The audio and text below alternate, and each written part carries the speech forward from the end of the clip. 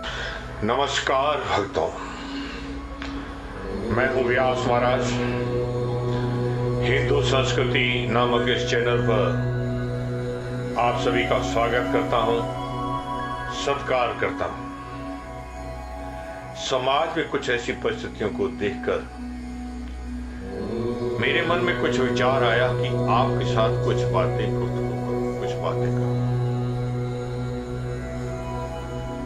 कुछ ऐसी सिचुएशन समाज में है जिसके विषय में हमें सोचना चाहिए, समझना चाहिए। और इस बात के लिए मैं आज आपको महाभारत की बहुत ही प्रसिद्ध कथा को फिर से सुनाना चाहता हूं। मित्रों, महाभारत में कथा आती है कि महाराज युधिष्ठिर के दरबार में एक गरीब ब्राह्मण आते हैं और महाराज युधिष्ठिर से कुछ याचना करते हैं। महाराज युधिष्ठिर उन्हें वचन देते हैं कि अगले हफ्ते आ जाओ और अपनी इच्छित धनराशि लेकर जाओ। जब ये ब्राह्मण देवता संतुष्ट होकर के दरबार से बाहर निकलते हैं तो भीम इनके चेहरे पे संतुष्टि के भाव पर हाथों को खाली देखते हैं। तब ब्राह्मण देव से पूछते हैं कि ब्राह्मण देव, आप यहां कैसे पधारे थे? महाराज युधिष्ठिर ने आपका काम किया या नहीं? महाराज युधिष्ठिर के साथ हुई सारी वार्तालाप ब्राह्मण देव ने भीम को बताया। ब्राह्मण देवता के जाने के बाद भीम ने खूब नगारे बजवाए और खूब दिल से झूम झूम के नाचा। नकुल आए, सहदेव आए, भैया क्या हुआ, क्यों नाच रहे हो, क्यों नाच रहे हो? अरे यार, तू समझेगा नहीं, आज मेरे लिए बहुत खुशी की बात है, इसलिए मैं नाच रहा हूं। अर्जुन ने पूछा, भैया क्या बात है, क्यों नाच रहे? अरे मत पूछ यार, तू भी नाच, आज बड़ी खुशी की बात है।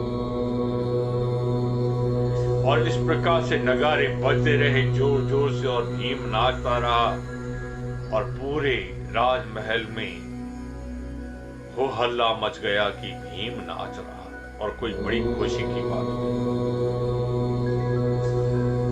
आखिर महाराज युधिष्ठिर भी उधर पधारे की क्या बात है, भीम क्यों नाच रहे? क्या भैया बड़ी खुशी की बात है, आप भी नाचिए। क्या बात क्या है वो तो बता, किस बात की खुशी है? तो भीम ने एक सेकंड रुक के बोला, भैया आज मेरे भाई ने काल पर विजय प्राप्त कर ली। युधिष्ठिर बोला, ये क्या बकवास कर रहे हो? समय पर न आज तक किसी ने विजय पाई है न पा सकेगा। काल सबके लिए अजेय है, था और रहेगा। पर भीम बोला, मेरे भाई ने तो पा ली है। युधिष्ठिर ने पूछा, किसने कहा तुमसे ऐसी बात? तो भीम बोला, महाराज आपने पाई है काल पर विजय, क्योंकि आप जानते हैं कि वेदों और पुराणों में लिखा गया है कि जो सांस हम लेते हैं वो बाहर भी निकलेगी, इसकी भी हमें कोई पता नहीं होता। पर भैया आपको तो पता है कि अगले हफ्ते तक आप सुनिश्चित रूप से जीवित हैं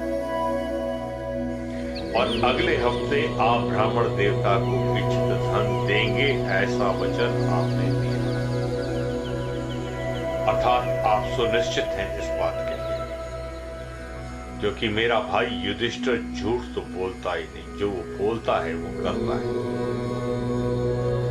और वो जानता है कि वो क्या बोल रहा है। अर्थात मेरे भाई को मालूम है कि वो अगले हफ्ते तक जिएगा। युधिष्ठिर को उसी समय अपनी गलती का एहसास हुआ और उसने ब्राह्मण को बुलाया और उसी समय धनराशि दी और लगा भीम, काल को कोई नहीं जीत सकता, न जीत सका है, न जीतेगा। ये मेरी त्रुटि थी। मित्रों, आप सोचेंगे मैंने आपके साथ ये कथा क्यों शेयर किया आज? तो मैं एक बात आपके साथ और डिस्कस करना चाहता हूं। हम हमारे बच्चों को खूब पढ़ाते हैं,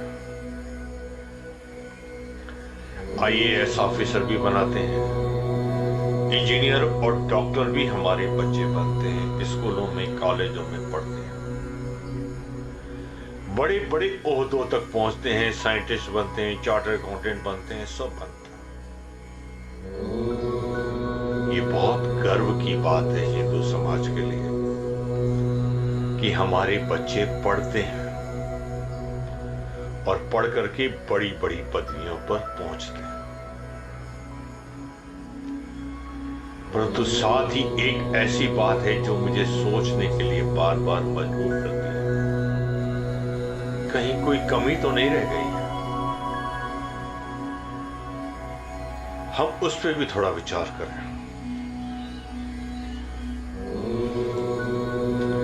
पढ़े लिखे विद्वान बच्चों में भी मैंने कुछ बातें नोट की हैं।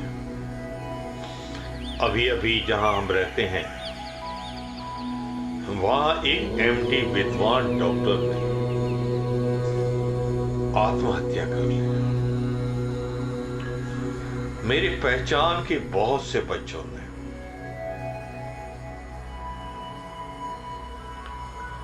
आत्महत्या ही की है। उनकी मौत देख करके दिल छील जाता है और सोचने के लिए मजबूर करता है। साथ ही एक और बात जो मैंने नोट की कि जो बड़े बड़े ओहदों पर पहुंचे हुए मेरे भाई हैं, मेरे बच्चे हैं, मेरे साथी हैं,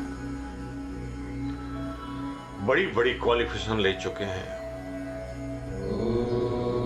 उनमें भी साधारणतया एक बीमारी पाई जाती है जिसे मेरे साथी बड़े घमंड के साथ कहते हैं ये रईसों की बीमारी है।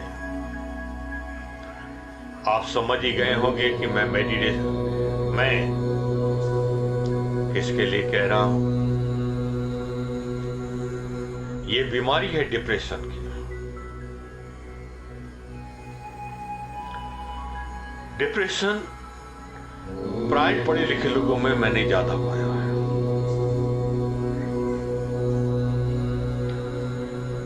यदि अनपढ़ में है तो सामान्य बात है,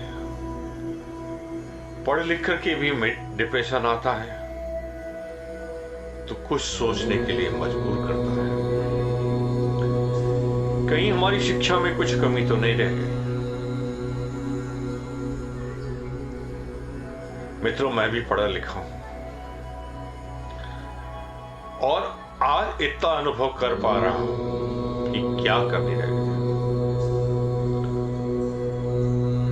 तो जो स्कूल और कॉलेजों में पढ़ाया जाता है ना, आप सब मेरी इस बात से सहमत होंगे कि वो सिर्फ पैसा कमाने की विद्या है, पर हमारे बच्चे वंचित रह जाते हैं जीवन जीने की कला सीखने से। पता है क्यों वंचित रह जाते हैं? क्योंकि हम उन्हें कहते हैं जीवन जीने की कला बेटा बुढ़ापे में सीखना।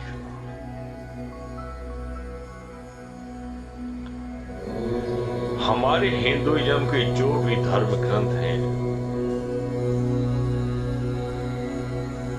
चाहे श्रीमद् भागवत गीता ले लो, भागवत ले लो, पुराण ले लो, वेद ले लो, इन सब में जीने की कला सिखाई गई है। परिस्थितियां विपरीत आए तो हमें कैसे लड़ना है, अच्छे बुरे की पहचान कैसे करनी है, अपने आप को बुराइयों से कैसे बचाना है। समाज में बुराइयां फैलती जा रही हैं, पर अपने आप को बुराइयों से बचा सके, डिप्रेशन से अपने समाज को बचा सके और ऐसी अवांछित मृत्युओं से भी अपने साथियों को बचा सके, इसके लिए अति आवश्यक है कि बचपन से ही हम हमारे बच्चों को बोलें कि बेटा इन धार्मिक ग्रंथों को भी पढ़ो। बाकी सभी धर्मों में उनके धर्म की शिक्षा कंपल्सरी की गई है, पर एक हम सनातनी ही हैं जो कहते हैं बुढ़ापे में पढ़ना। कारण है गुलामी, लंबे समय तक की गुलामी, और इसमें जिन्होंने हमें गुलाम बनाया उन्होंने हमें क्या सिखाया कि धर्म से, सनातन ग्रंथ के, धर्म के ग्रंथों से दूर रहना ही मॉडर्निटी है।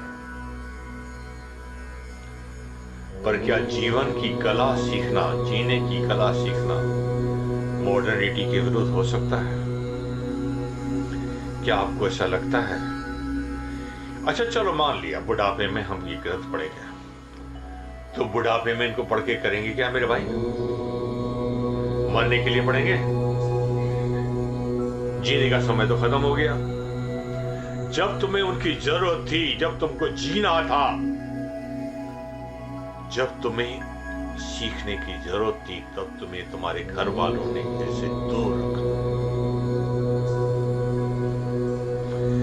आज समय आया है कि हम सब सचेत हो जाएं और अपने धर्म को समझें, इन ग्रंथों की वैल्यू को समझें। और अब मैं इतना ही कहूंगा कि इसी बात को सोचते हुए मेरे कुछ मित्रों ने भी मुझे प्रोत्साहित किया और मैंने विचार किया है कि आज से हर शुक्रवार और शनिवार हफ्ते में 2 दिन हम आपको बस ये छोटे छोटे वीडियो के जरिए श्रीमद् भागवत की कथाओं को बताएंगे। आगे की बात मैं अगले वीडियो, कल के वीडियो में करूंगा। तब तक के लिए मैं आप सबसे आज्ञा चाहूंगा। मेरी गुस्ताखियों के लिए मुझे माफ कर देना, पर मेरी प्रार्थना पर ध्यान देना और इस वीडियो को ज्यादा से ज्यादा लोगों तक पहुंचाना, ताकि हमारी पीढ़ी न डिप्रेशन की जिम को भोगे और न ही कोई सुसाइड करे। और यदि कोई सुसाइड करता है और कोई डिप्रेशन में जाता है तो उसके लिए जिम्मेदार हम सब लोग हैं, जिन्होंने अपने बच्चों को इन किताबों से दूर रखा है। ये अनमोल खजाने से हमने अपने बच्चों को दूर रखा। चलिए, जय माता दी, जय श्री कृष्णा। कल फिर मिलूंगा, तब तक के लिए मुझे आज्ञा दीजिए। जय श्री राम।